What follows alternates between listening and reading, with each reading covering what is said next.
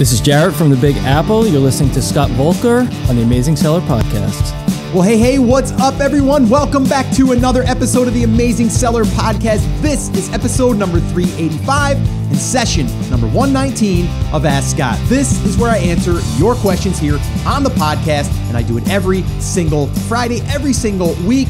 And I'm excited to be back here. We are in July. I can't believe that we are almost halfway through July. Depending on when you're listening to this, 4th of July has come and gone. It is crazy. And I know it's not going to be long before I'm going to be saying it's August and then September and then Christmas. And it's just, we know time flies. It doesn't wait for anyone. And even, just myself thinking about my daughter getting married is just like, oh my gosh. Like I sit there and go, how did that happen?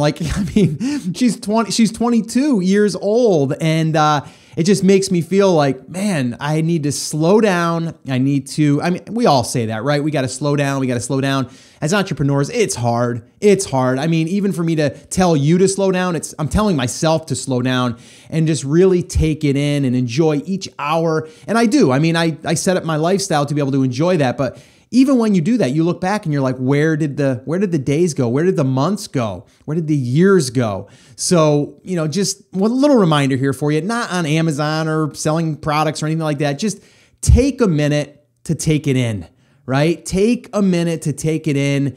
Sit down, maybe even by yourself in the morning or at night when the kids go to bed, and just think and take it in. Or maybe when your kids are around you, or you're at a family event and you're with that person that you're like, I just want to take in that time, because it does not wait for anyone. And I'm building a lifestyle business. That's what I've been doing now for the past, 18, 20 years since I've been working for myself, is really building the lifestyle business. And that's what I'm doing. And I think that's what you're doing, because you're listening to this and you probably want to have that freedom and that lifestyle business. But let me just warn you, as you become an entrepreneur, as you become a self-employed business owner, you are going to find that you could be working nonstop. Nod your head right now if you're saying to yourself, yeah, I know exactly what you mean, because since doing this, I feel like I'm working a lot. And I do work a lot, but it's on my own terms, and I actually enjoy what I'm doing. So that's a big difference there. So just take a minute to take it in, and really just the people that you're with, or even the birds chirping or whatever, just enjoy this time that we have. And I'm kind of giving myself a little advice right here now too, because that's definitely what I have to do. I'm recording this right now. After I get done with this, I'm going to jump in the car with my kids. We're going to go over, have lunch. We're going to, take a little bit of time this afternoon to do a few things that we wanted to do. And we've got a few things planned tonight. So, I am doing that, but I want to even be more present when I'm with, the people that I love, or the friends and family and all of that. And I've kind of went on a little bit of a rant here, and I apologize for that, but hopefully this has been helpful to you, because I know how busy we can all feel. And, that kind of reminds me that I wanted to kind of remind you that when you're looking at building a business, it can be overwhelming. It can be, just like this huge thing that you have to do. And I want to just remind you of this. Simplify the process. All right? Simplify the process. Yes, you want to map out that plan, that blueprint, whatever you want to call it, but it needs to be done one bite at a time. And let me just tell you, when you get something done that's on that list, or that one bite at a time, it feels good. So there's nothing wrong with creating a little checklist, and then you can check that off. For me today, my thing is I need to record a couple of episodes of the podcast, which I enjoy doing. I'm here hanging out with you. And then I have a couple things that I need to do with my business partner in the new brand, and we have to touch base, and we have to, maybe go over a few things. But then that's it. I'm good for the day. And if I want to do other things, I can, if I have an hour here and there, but I'm pretty much going to be present, and I'm going to feel good because I got those things done. But it's kind of like when you have things half done and you know that you got to be getting them done, you can't really focus, you can't really be present. I know you probably relate to that, because a lot of people do. All right, but just remember, simplify the process and take one bite at a time. All right, one bite at a time. But it's important that you do take one bite at a time consistently. That's another big one. Don't take one bite at a time now and then wait a week and a half to do the next bite. Like, try to be consistent, even if you're only doing small little mini bites at a time. All right, because it's really, really important. All right, so today what we're going to be doing is we're going to be going over some pretty cool questions. All right, and I'll just give you like a heads up. One of them is on buying FBA businesses and a little bit of an issue that they're facing or that they had some questions on. Insert cards with low conversions. I'm talking about a product that was launched. It got some bad reviews and they've updated the product. So what should we do with that? And then from there, I've got a message that was sent in by a TASer, and it's really just them explaining what they're doing. And I really wanted you to hear this because it's kind of like how you can look at success and the attitude of people that are going to be successful no matter what. And I want you to hear that. And that I'm going to play at the end, and I'll talk a little bit about that. But guys, remember, if you guys want to submit a question and have me answer it on an upcoming Ask Scott session, just head over to theamazingseller.com/ask. And then record a short message there. Leave your first name, maybe where you're tuning in from. And then from there, just leave a short message and I'll do my best to air it on an upcoming show. And then the show notes, the transcripts can be found at theamazingseller.com/385. And you can get all the goodies there. All right, guys, so I'm going to stop talking. I know I went a little bit long there on the beginning, but I just never know how the beginnings are going to go. But I think it's going to be helpful for you, especially if you're feeling what I've been feeling, and maybe you can kind of get a grasp on that. All right. So, all right, let's go ahead and dive into today's first question, and I'll give you my answer. Let's do this. Hey Scott, my name is Chris, calling in from New York City. Love the show. Thanks for all the help. My question is related to the conversation you had with Justin from Empire Flippers. Actually thinking about buying an FBA business, and one of the wrinkles in that transaction is that the seller will not turn over the actual Amazon account because he has other products that are not part of the transaction. So we would basically just get the product and sell it on a new account. It's a product that's selling a few thousand units a month and has solid amount of reviews. So my question is, how would a new account getting connected to that product impact sales, and how do you think the fact that we're not getting the seller's Amazon account should impact the price we pay for this business? Thanks a lot, and keep up the good work. Well, hey, Chris, thank you so much for the question, all the way from New York, which I'm originally from. You guys know, not New York City. I was upstate New York, but hey, we're still like neighbors, right? So thank you so much for the question, and it's a good one. It's actually a really, really good question. And that episode that you were talking about, for anyone that hasn't listened to that was episode 329.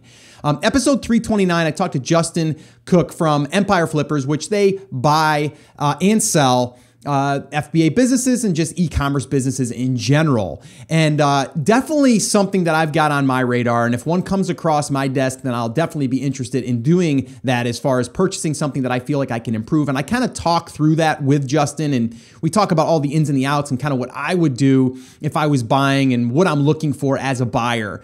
The one thing that would, I guess, make it hard for me to be 100% all in is if I had to do exactly what you're explaining, where someone has a good product, it's selling well, but it's on their seller's account that they're not willing to give up. Because the problem with that, in my eyes anyway, is that they've got ranking, they've got stuff happening on that seller's account. The minute that they just stop selling it and allow me to sell it, I've got to basically create, a separate entity in a sense, where it's not going to have the same love in a sense, right? It's almost like I'm starting from scratch because I can't really control that unless I have access to their seller's account. So what it sounds like they want you to do is they want to just say, oh, we're going to give you the product, we're going to give you the brand name, and you can go ahead and sell it on your own.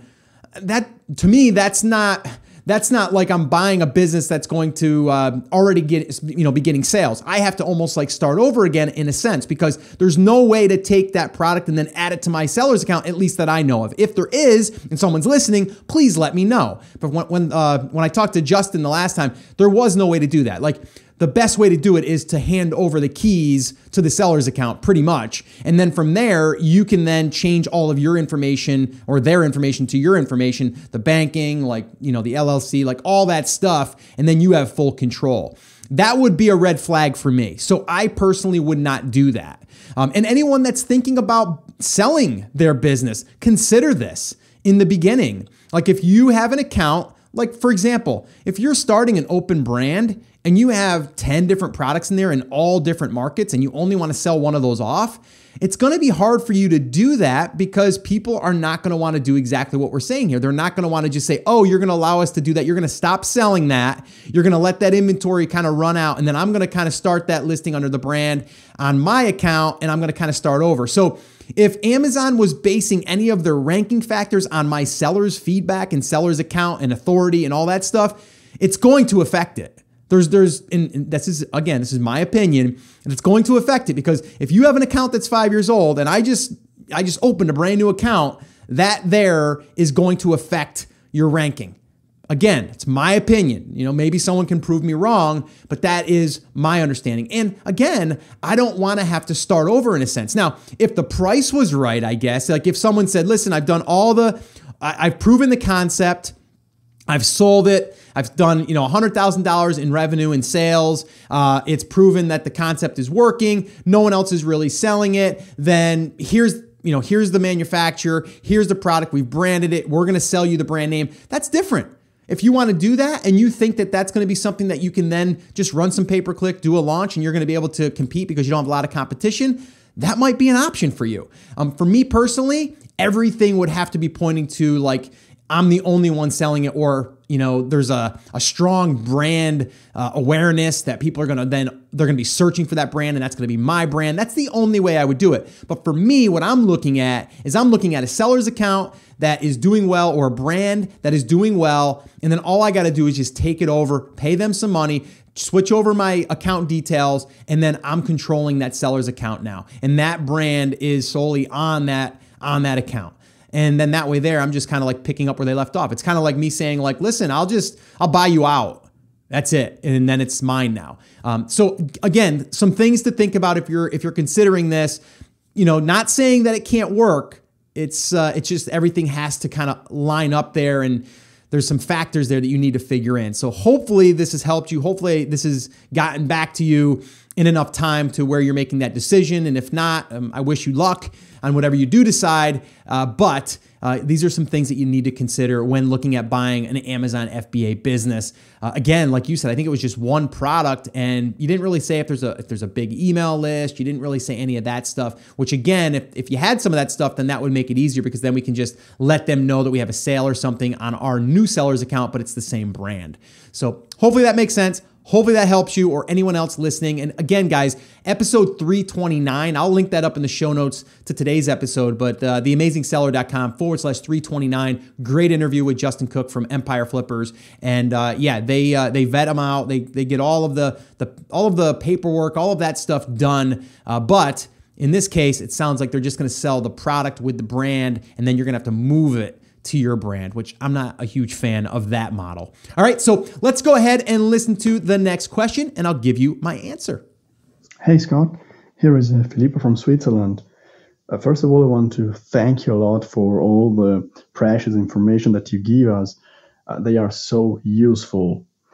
My question is, let's say that I get some bad reviews for my product, and according to those reviews, I make some small improvements, some small changes to the product. Is there a way to cancel those reviews since they are no more up to date? Or should I make a new listing? Or should I just reply to those reviews saying that I made those improvements that they asked? Thanks a lot, and have a nice day. Bye-bye. Hey, Philippe, thank you so much for the question all the way from Switzerland. And I always say this, but I'm going to say it again. It just always gets me fired up when I'm able to connect with people from all over the world. And this is just another perfect example. So a listener from Switzerland. So thank you so much. All right. So, okay, there's a couple of different things that we need to consider. Number one, how long has this been selling? Like, does it have some traction?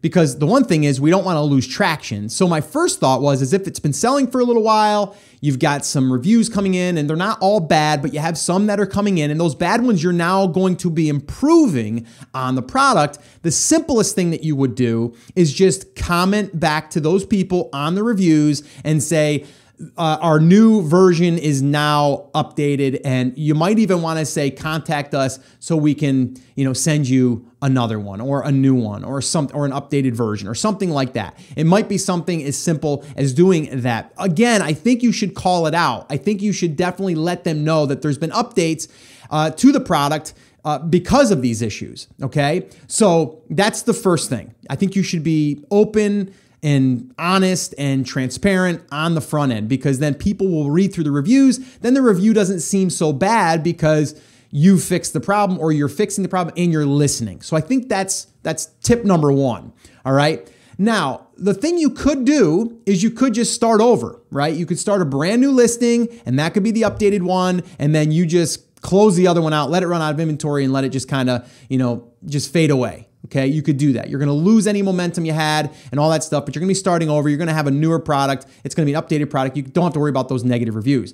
So honestly, I would need to know that. Like, is this something that you're like, oh man, I put so much energy into this. I had some good momentum, but I had a couple of these negative reviews that, I think people are going to read. It's going to hurt me. And now I got to start all over again. If that's the case, then do what I said, in the first, in the first remark is where you would then just call it out in the review, say that you've fixed it, you have an updated version, 2.0, whatever, and let people know that. And then what you would do is that one variation, you would just let that kind of sell out, or even if you wanted to, send those back to yourself. And then from there, create another variation that would be the updated version.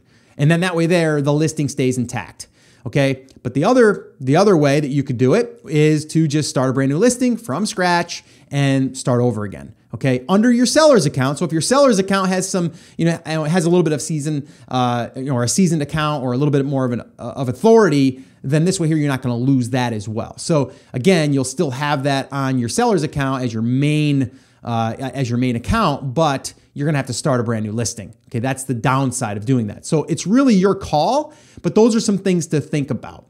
Okay. And again, how bad of a review was it? Was it like a really, like the product really stinks and, it didn't work at all? Or is it just something that says, I wish that the handle was a little bit longer? You know what I mean? So that's why I'm giving you a 2.5 star or a 3 star or whatever, right? Or even a 1 star. Like, why are they saying it? And is it that big of a deal? And if it is, then you might want to just kill the listing and start over. Or if it's just a modification that's going to make the product a little bit better, then you might want to do the other, where you just phase out the one, add the new one, address the reviews to the people that have left them. That way publicly you've kind of acknowledged it, and then letting people know that it's updated and it's a newer version. You might even want to put newer version or updated version in the bullet, or maybe even in the title or something like that, just to let people know that it's a newer version now. So anyway, that's what I would do. And this is, again, another reason why you always want to create your listings with variations, even if you don't think you're going to have a variation, because this gives you the ability to be able to have one that you can phase out, and then the other one will be live, and you can share the listing in a sense. Okay. So, all right. So hopefully that helped you. Keep me posted though. Let me know how that works out for you, and would really be interested to see what happens there. All right, so let's go ahead and listen to another question, and I'll give you my answer. Hi, Scott. This is Gerhard from London, the UK. My question today is about insert cards. I have a product, and I've probably sold about 500 units in the space of 2 months. I have an insert card that I put inside the packaging. One side offers a quick start guide. The other side offers some of the goodies we're going to give away, like a discount coupon code and a free ebook if they go and register their guarantee. Of the 500 products that I've sold, I have had one registration, one addition to an email list. And my question to you is, how would you troubleshoot this? What would you do to try and get people to sign up for this? The card is professionally designed.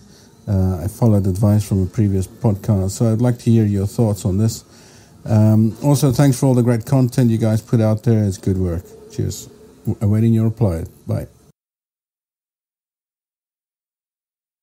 Hey, Gerhard, thank you so much for the question. And it's a good one. And I know a lot of people want to know, what is the best way to use insert cards? And for anyone that's brand new or doesn't really know what an insert card is, it's just, think about it as another piece of material that they receive in the mail when they get the package. It could be inside your packaging. It could be a 4x5 postcard. It could be, it could even be just a full-size piece of paper. It could be whatever. I like insert cards to be at least a 4x5 or even a 4x6. I like it to be on heavy cardstock, glossy. I like it to look professional. But the other thing I do is I like it to be simple, okay, with not a ton on there. Now, one side you said is kind of like quick start guide. I think that's fine, okay, because people are going to want to touch it then because it's a quick start. The other side now is where we want to be able to get them to enter their name and email address. Well, okay, it sounds like you have 500 people that receive this and you had one email address. So that is very, very poor as far as a conversion rate, right? So now, first off, let me just say that you are going to get lower conversions on a piece of mail that gets them to enter their name and email address. Generally, we're seeing, if you can get a 5%, that's pretty good. So for 100 people, you get 5 email addresses, that would be pretty good. And then some people would say like, well, does it even matter? Then why even bother? Well, why not? Right? Like, why not? At least you got 5. Now, I think you could do even better than that if you have, and this is, I think, one of the issues that you may be having, and the reason why you're not getting that good of conversions is, number one, I don't think the offer is good enough. You didn't say what the discount was. Is it 5% off? Is it 10% off? Is it even 20% off? Maybe that's not a good enough offer, okay? Maybe what you need to do is something that they want and that you're going to do as a giveaway. Maybe you're going to do a monthly giveaway, okay, for the main thing. So let's just say, for example, we'll go back to the fishing example. Let's say that you sell tackle boxes. Well, you know that they bought the tackle box because they got that in the mail. Why not drive them over to a contest page that they can enter in? And then all you're going to do is you're going to give away 12 fishing poles for one a month. So for the year, that's going to be 12 fishing poles. Right? That's part of your thing. Or maybe you don't want to do that. Maybe you want to do something else. Maybe you're going to give them, I don't know, maybe you'll give them a $25 gift card every single month, right? Or you're going to they'll be entered into a $25 Amazon gift card. We don't care. At this point, we know that they're a fishing customer, okay? Or a customer that bought fishing gear. If I was to say, let's flip this around. If I wasn't doing this in an insert card and I said to you, go build an email list and use a $50 Amazon gift card or a $100 Amazon gift card to get people to enter, that would be bad because then we're attracting just people that want free Amazon cash. That could get shared in other groups where people are like, oh, cool, I want to win free cash.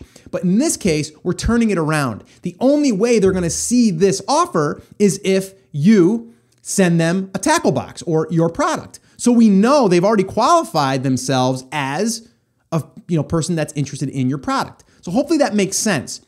Now, you could set this thing up to where it's automated, okay? And we talk about this as far as building our email list. We did a free workshop. You can go over to theamazingseller.com/build list, and you'll find that over there. And it'll show you how to set this stuff up. But I would create a unique one for just my insert cards. So it would be like a monthly raffle. And then all they would do is they would have to go over there and enter their name and email address, and they would be entered into the monthly drawings. Not just one, you can enter them in every single month and pick a new winner. Okay. Now, if you wanted to, you could do something where, like I said, it could be a fishing pole. It could, and I'm using that as an example, guys. If you don't, obviously, you're not going to use a fishing pole if you're selling beauty care items, right? I'm using that as an example. But let's just say that it was a fishing pole. And let's say that fishing pole was $100. So every single month, you're going to give away $100. Same difference. Let's say you did a $100 Amazon gift card. So one winner. Okay, so out of those 500 people that you got, let's say because it's a $100 grand prize that they can win, right? Let's say out of that now you get 50 of those people. Well, now 50 of those people have registered and kind of raised their hand. You immediately on the back end could give them a coupon code in an email and say, thanks so much for entering. We look forward to letting you know if you won. And oh, by the way, while you're waiting, here's a 25% off coupon. So see, we can do that now because we have their email address. All right. So the upfront cost of getting that, you're only going to do $100 worth of prizes, but you're able to then make that offer a lot more compelling. A lot of people will want to enter that versus you just saying get 25% off or even 10% off of your next item or something like that. So I would give that a try. Again, we got to be creative with these offers. We have to think about our audience. What would get you to enter your name and email address, right? I know if I just bought a guitar, all right, and well, let's not even say a guitar. Let's say I bought strings for my guitar, and in that package, it said, enter your name and email address to win a $250 guitar or a $350 acoustic guitar or something like that. I would probably do that because number one, I'm a guitar player and I'm going to probably just want to go over there and see what else they have or what else they offer. And that's going to get me into their system. All right. So I would definitely do that. All right. So again, just some ideas here, and I can go on and on and on with these ideas because that's what I like doing. I love doing this stuff. I love brainstorming ideas and what would make a good offer, but I would test it and I would track it. And the way that you would track it is you would have a separate landing page, as we call it. And again, guys, if this sounds all foreign, it doesn't sound like it makes any sense, you're definitely going to want to check out the workshop that we did, again, because we lay everything out there for you. And it's totally free at theamazingseller.com/build list. So go check that out and it'll make more sense. But I would create a unique link, very easy link I would use, something that's not long. And then I would drive them to a landing page that was only for my insert card people. All right. So, okay, I'm going to stop because I can keep going and I don't want this to get too long. All right. So hopefully that answered your question. Let me know how that goes and let me know if that helps you. All right, so let's go ahead and wrap up today's episode. But before I do, I did want to play something for you. I want to play a message that came in from the Ask Scott little audio line or voicemail or whatever we want to call it. It's a little recording area where you can record your messages. So definitely do that. If you have not done that, I want to hear from you guys. So definitely do that. But I want to play this because I think it's really important that you understand that a lot of what we're doing here, a lot of the things that we're doing are not going to just come easy. And we're going to go through ups and downs. And mindset and attitude can either make you successful or make you not successful. All right? Because, well, I just want to play this because it just proves that it takes work, but it also takes a good attitude and a positive outlook and keep moving through this system. So I'm going to play that for you really quickly, then we'll wrap up today's episode. Let's do it. Hey, Scott, this is Shoaib Barmal. I actually live in California, and I just wanted to send a quick message on your action. I was just listening to one of your podcasts. Thank you for all that information. Really appreciate it. But, I'm really excited. I actually started listening to you probably about 6-7 months ago and finally had a chance. Just finished launching a product on Amazon. It was actually in a very competitive industry, but I'm excited about it. I was passionate about it, so I thought I'd give it a shot. And it's in the beauty and healthcare products niche, but just got it launched, had some starting sales, have an uphill battle, but looking forward to it. I enjoyed listening to all your stuff, and hopefully I would love to chat with you one day and just share some stories. I also have a family business I work in as my day job. And but thank you for everything you've done. Appreciate it. Again, my name is Shoaib Barmal, and I look forward to hearing from you. Thanks. So first off, let me just say that I'm not even sure that I want to try to pronounce his first name. Shoaib Barmal, I think, is what it was. So I apologize for that. And again, sometimes I can't hear that well on the audio message, but hopefully I kind of came close. But what I really wanted to highlight here is, and for everyone listening, is that he submitted this because he wanted to, number one, let me know that he's actually moving forward, right? He also said a couple of key things. He knows that he's in a competitive space. He knows it's going to be an uphill battle, but he's looking forward to it. A big thing there is that he's already expecting it, so he's prepared and he's looking forward to it.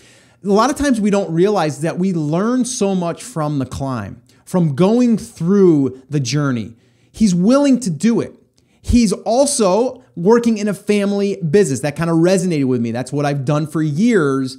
And then he's also excited about this new business venture that, who knows, maybe it's going to piggyback off of the current family business. I don't know that. But I just want you guys to understand that attitude has a lot to do whether you succeed or not.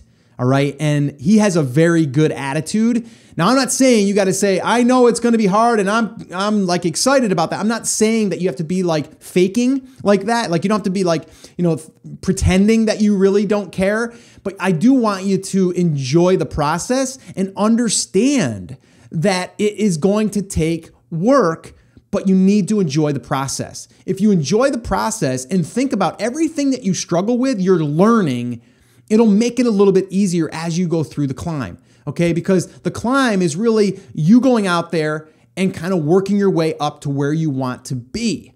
And let me just say this, I don't think that you'll ever stop climbing. I don't think you should. And what that really means is you shouldn't stop learning. I think we can always become a little bit better, and we can always, not just, I don't even want to say perfect something, because I don't really believe in perfection. I believe that we always are working towards becoming better.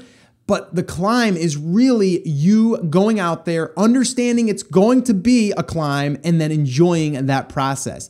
And yes, you're going to get frustrated. Yes, you're going to feel like giving up at times. But if you have that attitude and if you have the right mindset, nothing will stop you. And that's why I wanted to play this, because I think it's huge that people understand that, including yourself. And trust me, I felt that. I felt the ups, I felt the downs. I still do. Every time something doesn't work, you feel like, man, this just didn't work. But then I have really trained myself to say, what did I learn from that? Wow, we're not going to do that again. Or maybe sometimes there's not even a clear answer to why it happened, but you got through it. And then that gives you that confidence that you can get through that. So again, guys, I just wanted to highlight that for you. I know it's important for you guys to understand that not everything is, roses, right? It's not just everything isn't perfect, and it won't be. But as long as you understand that moving forward and you have a good attitude and you have a good support system, it sounds like he's got a really good support system. You guys do too. You're part of the Amazing Seller podcast community. And you guys can always go over to theamazingseller.com/F as in Frank, B as in boy, and join that community if you haven't done so already.